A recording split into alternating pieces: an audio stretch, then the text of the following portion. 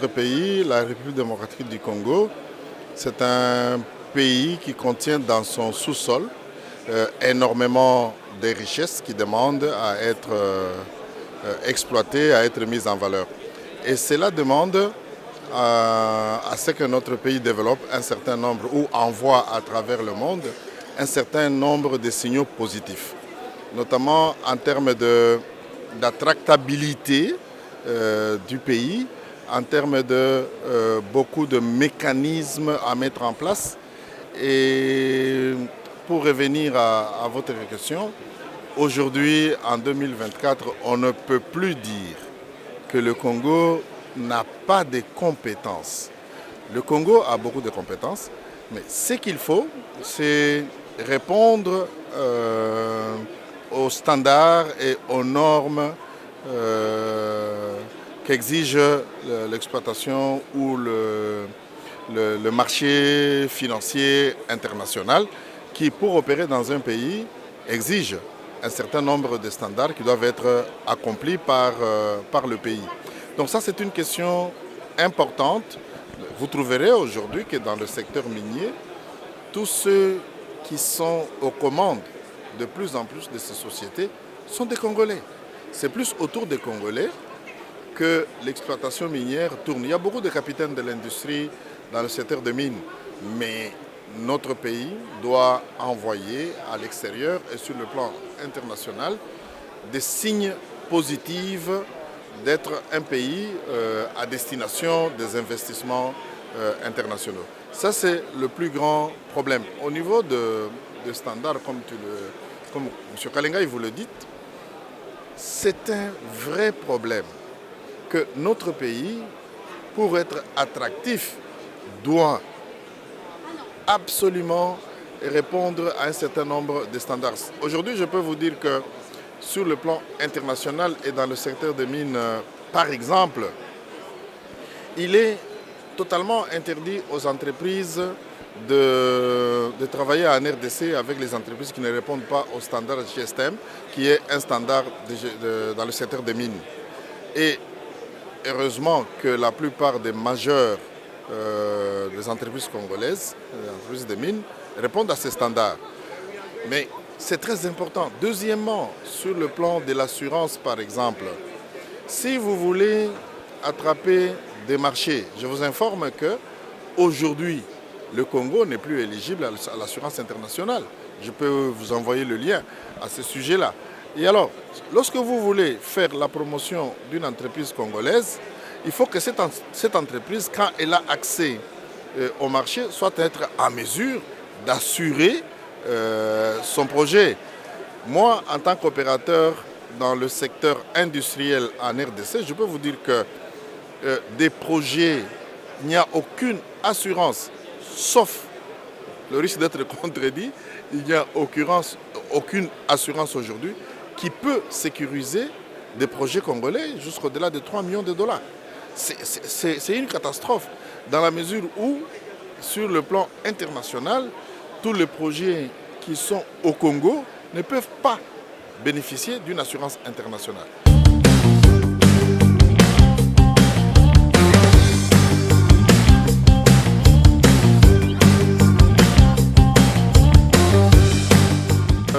L'entreprise qui est la mienne, Night Pistol RDC, offre nécessairement au Congo des services d'ingénierie à une qualité internationale, haute qualité, des standards internationaux, dans ce sens que dans le secteur de mines, par exemple, la société Night Pistol RDC offre aux partenaires de tous les secteurs de la vie industrielle et économique de la RDC des services de qualité qui répondent aux standards internationaux, que ce soit dans le secteur de mines, que ce soit dans le secteur des infrastructures, que ce soit dans le secteur de l'énergie, c'est-à-dire la gestion des eaux souterraines, la gestion des eaux des ruissellements, que ce soit au niveau électricité, nous pouvons designer, faire les études jusqu'à un projet de 4000 MW. Donc vous savez que c'est une technologie, ce sont des sciences, des compétences qui font du Congo un pays qui peut absolument faire avancer tous ces secteurs industriels dans le pays avec des Congolais qui sont formés aux standards internationaux, avec des Congolais qui savent absolument travailler avec toute la concurrence internationale que vous voulez.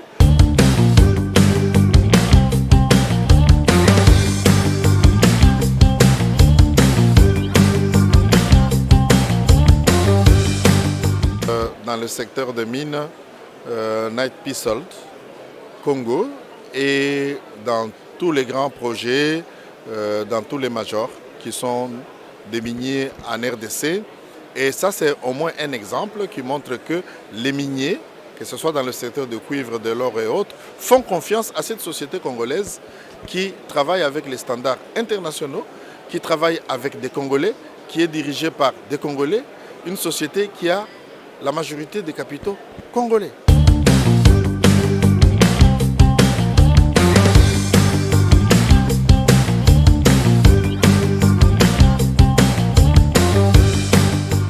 D'abord, nous avons commencé par féliciter le Premier ministre pour son élection. Et nous, en tant que Chambre des mines, nous savons que le Premier ministre Sama Lukonde, qui est du secteur des mines, est très ouvert et accompagne le secteur des mines.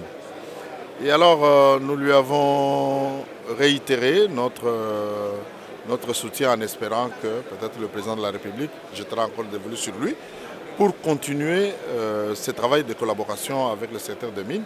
Mais dans tous les cas, nous lui avons soumis 3 préoccupations.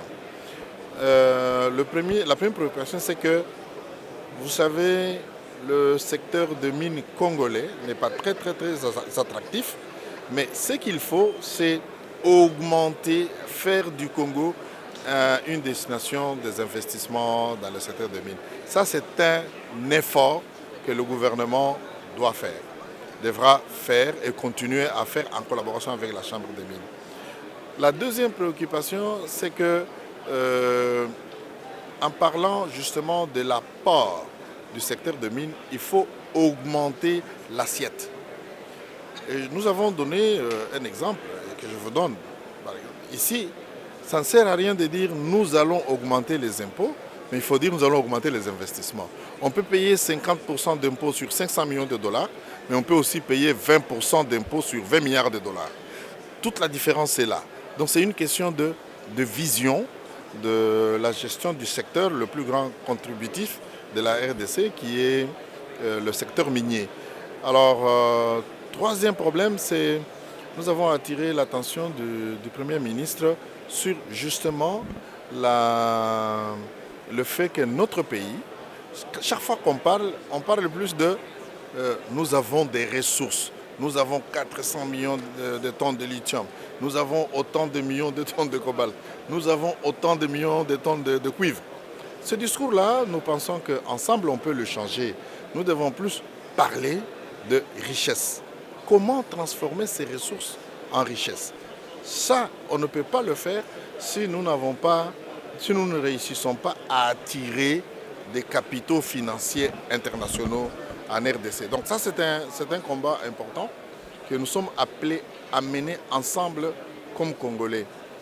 Troisièmement, c'est la promotion de l'entrepreneuriat congolais. C'est vrai qu'il n'y a personne qui est contre la promotion de l'entrepreneuriat congolais parce que c'est un travail, nous avons des preuves, qui a été fait depuis longtemps. Alors pour cela, les entreprises congolaises ou la sous-traitance dans le secteur de mines, parce que c'est le terme qui est abondamment utilisé chez nous, dans notre pays, ce secteur-là demande un accompagnement, notamment en termes de mécanismes de financement, en termes de mécanismes d'assurance. Je vous disais tantôt qu'une entreprise congolaise qui a une commande, par exemple, je tape un chiffre au hasard, 10 millions de dollars, eh bien, ce contrat dans le secteur de mines demande des garanties. La première garantie, c'est je vous donne ce marché, vous travaillez avec quel standard? Le Congolais doit être outillé, formé aux standards. Deuxièmement, c'est l'assurance. On vous donne un marché de 10 millions de dollars. Est-ce que vous êtes assuré? Alors, c'est comme ça que je disais tantôt au début. Je disais, vous pouvez mettre, vous pouvez peut-être me contredire, si vous avez une assurance qui peut donner une prime de 3 millions de dollars à un Congolais. Est-ce qu'il y en a? Moi-même, j'ai fait l'expérience avec un marché parce que les assurances internationales ne veulent plus assurer au Congo. Je me suis dit, ce n'est pas un problème. J'ai fait la promotion de l'assurance dans notre pays. Mais j'ai cherché une assurance qui pouvait couvrir des risques jusqu'à 5 millions de dollars, 3 millions de dollars. J'ai dû peiner. J'ai dû négocier haut et fort pour que je trouve une assurance qui accepte au moins de couvrir jusqu'à 3 millions de dollars. Voilà les efforts qu'au niveau du Congo, réellement le gouvernement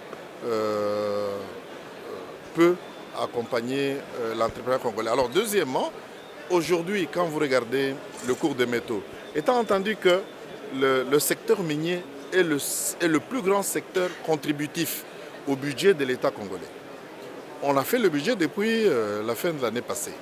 On l'a adopté au Parlement. Mais quand vous regardez la tendance des métaux aujourd'hui, la tendance est baissière. Donc, à part le cuivre qui se maintient un tout petit peu.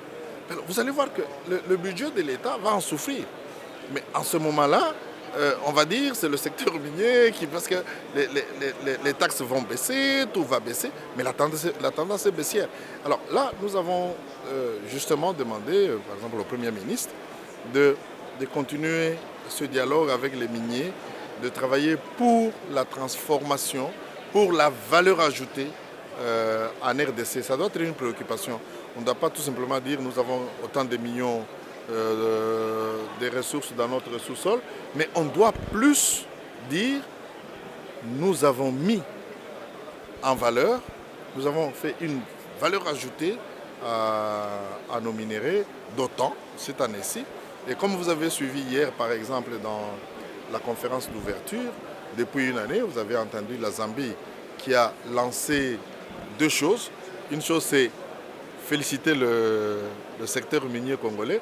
Bon, c'est à l'avantage du gouvernement, bien sûr. Mais une autre chose, c'est de dire, voilà, nous, par exemple, depuis l'année passée, on a créé autant d'infrastructures. Il nous faut des infrastructures pour que ce secteur soit réellement productif.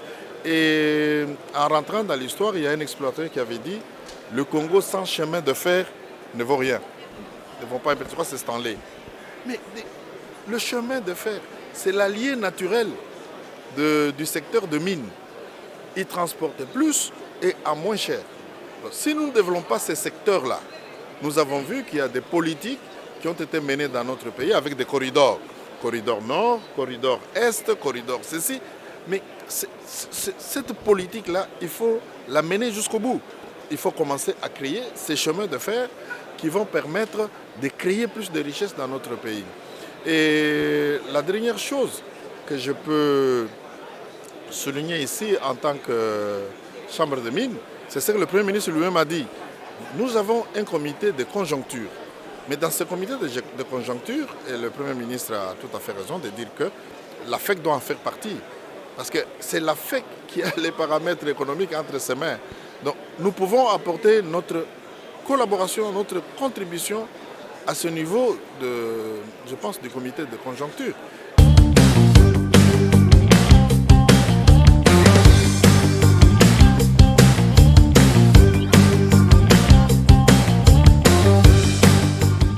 Bon, là, je pense que le bouton, c'est plus la volonté politique. Hein. C'est le plus grand bouton que je peux dire. C'est toutes les institutions, ce n'est pas l'affaire d'une personne, c'est l'affaire de toutes les institutions, c'est l'affaire de tout l'appareil étatique.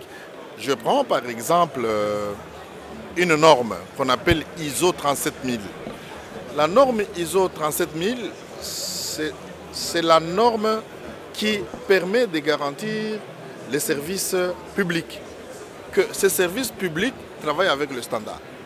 Donc moi je pense que parmi les boutons, c'est encourager tout le monde à travailler avec les standards internationaux pour soigner l'image des marques de la RDC à l'extérieur de notre pays et faire de ce pays fréquentable.